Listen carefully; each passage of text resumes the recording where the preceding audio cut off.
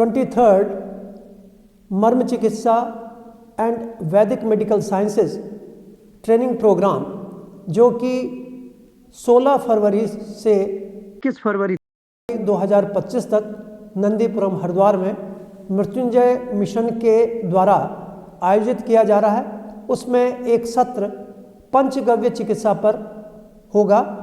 जैसे कि हम लोग जानते हैं कि पंचगव्य का आयुर्वेद चिकित्सा में एक अत्यंत महत्वपूर्ण स्थान है और आयुर्वेद की कल्पना बिना पंचगव्य के या गाय के बिना नहीं की जा सकती।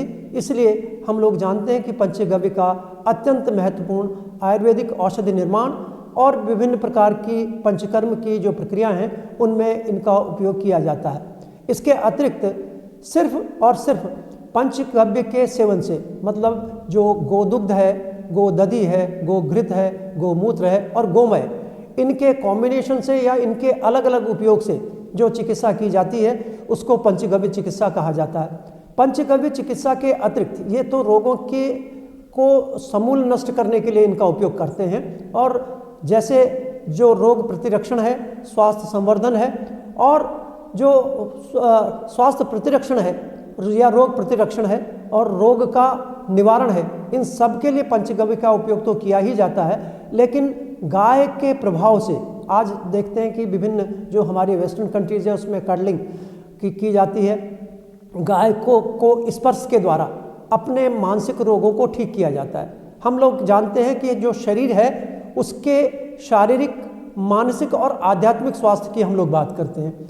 शारीरिक और मानसिक स्वास्थ्य के लिए विभिन्न प्रकार के उपाय किए जाते हैं। विशेष रूप से शारीरिक रोगों की चिकित्सा आयुर्वेद के माध्यम से की जाती है, जड़ी बूटियों के माध्यम से की जाती है, शल्य चिकित्सा के माध्यम से की जाती है। मानसिक रोगों में आयुर्वेदिक औषधियों के साथ साथ योग और प्राणायाम के साथ साथ जो ध्यान धारणा है इसका भी उपयोग किया जाता है और हमारे जितने भी मानसिक रोग हैं उसमें ये फायदा करता है।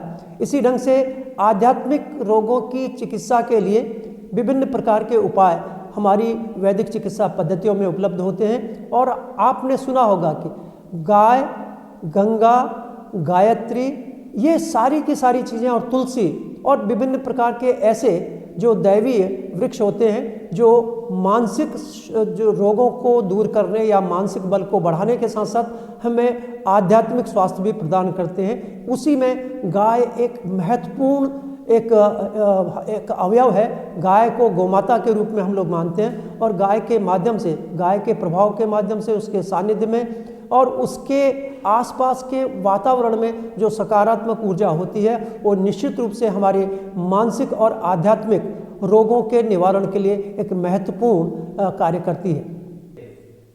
इस कार्यशाला में रजिस्ट्रेशन की जो डिटेल है वो डिस्क्रिप्शन में उपलब्ध है।